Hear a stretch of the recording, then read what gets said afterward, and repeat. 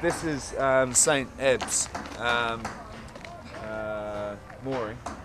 As far as I know, it's been restricted a bit since the developments around this area have been happening, and most of the boats here have people living on them full time.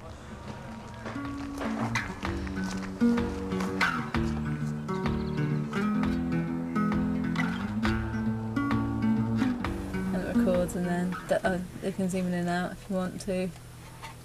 Okay. Well, that's nice. And then when you want to stop recording? And then just press it again. Hello, my name is Jerry and I live on a canal boat with my partner and 2 young children. I've been living on the boat for about 8 years now, and my canal boat is called Rye.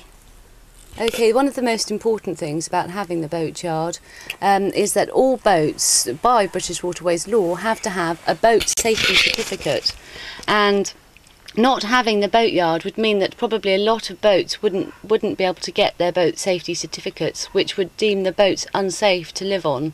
So you do need somewhere that you can actually have the work carried out. Hello, my name is Philippa, and I live on a boat in Oxford, and I've only been on it for about 3 years, and I live with my 12-year-old son, Iggy. I used the Boatyard this summer to take my boat out of the water and black the hull and do boat safety certificate repairs on it.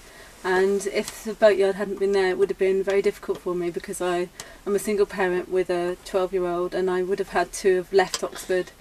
If it had been in the school term, it would have been impossible for me. As it was, I was able to live in Jericho and work on my boat and do it in my own time and learn new skills, and it was a really positive experience, and I would be very sad to see that gone, because it's an amenity for people who live locally. I don't drive, I don't have a car.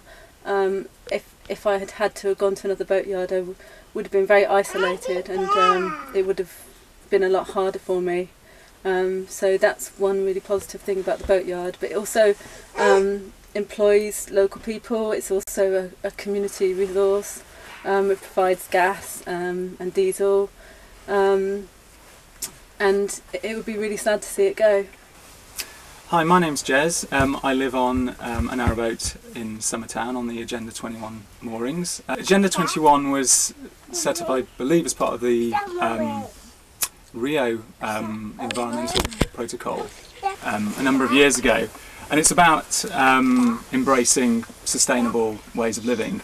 So the way we live down here is very environmentally friendly.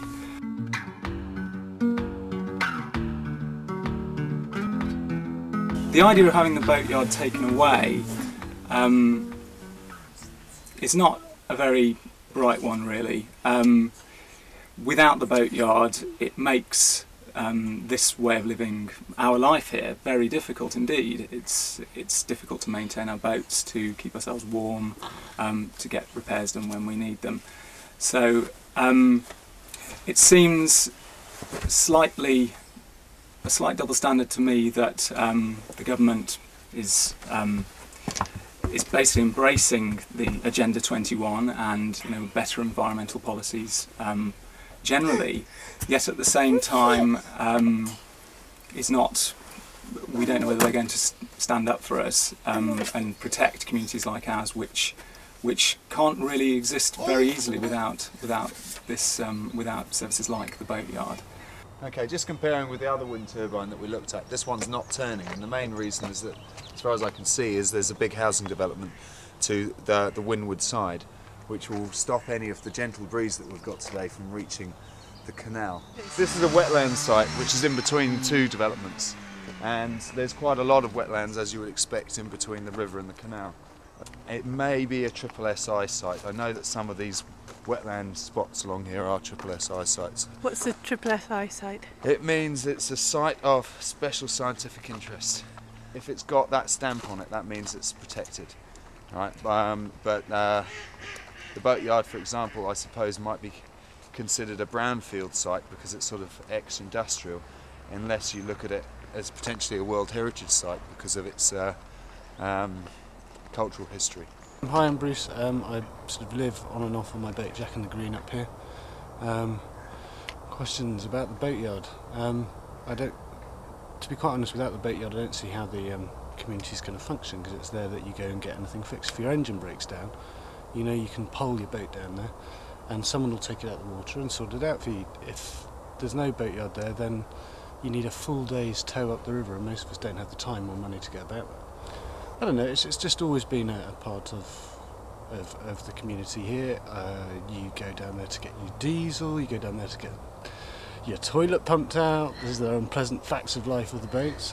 It's where we get our boats repaired, it's where we get fuel supplies. You go down there basically to get any electricity sorted out. It's where we go in the event of emergencies. I mean, I don't know if you can imagine what it's like, or maybe it's happened to you, you've had your house flooded. But boats do sink from time to time. I had the misfortune of being on a sinking boat last year, and having tradesmen from the boatyard available nearby, I was able to sort that out very quickly. And while it was very upsetting to me, it was manageable because of that. If they hadn't been around, I really don't know what I'd have done, to be honest. Just about anything you need doing can be done there. If you don't have that kind of support position on the canal somewhere near the community where we live, then how are we supposed to go about it? I know for me personally, my son's at a good school, and there's no way that he could go to that school if I didn't live here on my boat. And this is the only way I can possibly afford to stay in Oxford, is by living on my boat. And if I couldn't do that, I would have to leave Oxford and leave my community. I work for a local charity, so have a reasonable but not huge income. But I earn enough so that I can basically own my own boat and have my own home.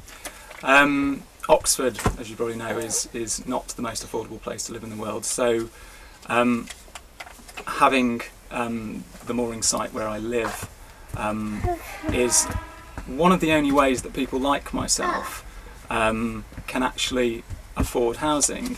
One of the apparent goals of the potential development of the boatyard as it stands is to provide affordable housing, but I really don't see myself being able to afford a house down there, and I've already got a home that I can afford here, and if the boatyard were to close down, it would make it very difficult for me to live. You know, it's ridiculous. They're thinking about taking it away for a few houses.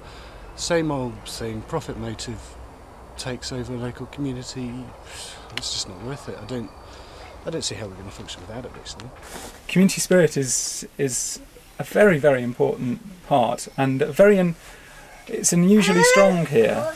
The interesting thing about the boating community is that when people move off the boats, they then become what is known as an ex-boater, and the ex-boaters tend to live in the surrounding areas, and so our community just gets wider and wider, and our group of friends just broadens, and we have friends living in Wolvercut, in Jericho, in East Oxford, and so it does make up an integral part of Oxford, which is really good. It's a really important part of Oxford. It's a really interesting, quirky, it's full of characters, it's socially inclusive, ecologically sound, interesting part of Oxford, and we are definitely a vibrant, important part of that, and in that way we're quite pioneering, and things like Oxford City Council wants Oxford to be the first solar city, and most boats along here are all using solar panels, and so we're a living example of low impact lifestyle in the city, which is really exciting. Well, perhaps most striking is the trust and goodwill and friendliness of your neighbours. I've never lived anywhere where you literally can pop round for a cup of tea, well, not any time of night, obviously, because we have to get up in the morning, but everyone is very, very looks out for each other, and it sounds quite idealistic, but it is a living example of we are real people, we do live in a real place, and this is our reality.